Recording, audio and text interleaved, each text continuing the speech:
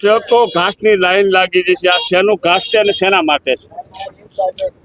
આ ઘાસ જે અહીંયા આપ જાણો છો, રાધનપુર, સાંતલપુર ને સમીમાં અતિવૃષ્ટિ વરસાદ ઘણો હોવાથી પશુઓને, ખેડૂતોના જે પાક નિષ્ફળ ગયા છે, પશુઓને પૂરતો ઘાસ મળતો નથી.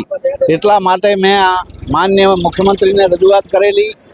રાજ્ય સરકાર દ્વારા આજે જે આપની સમક્ષ આપના દ્વારા આ દરેક ખેડૂતોને જણાવવા માગીએ છીએ, પશુપાલકોને જણાવવા માગીએ છીએ કે આજે 50 ટ્રકો એ ઘાસની ભરીને અહીંયા રાધનપુરમાં જ તાલુકામાં આવી છે.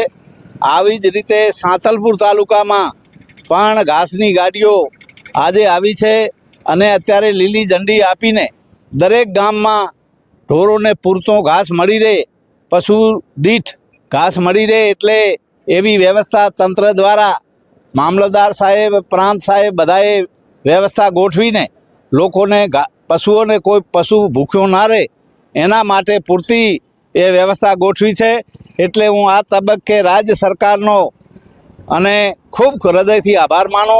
અને અત્યારે ઘાસની ગાડીઓ ગામડામાં રવાના કરી છે, જે દરેક ગામમાં જઈને એ પશુઓને પૂરતો ઘાસ મળી રહે એવી તંત્રએ એ સુવિધા ગોઠવી છે.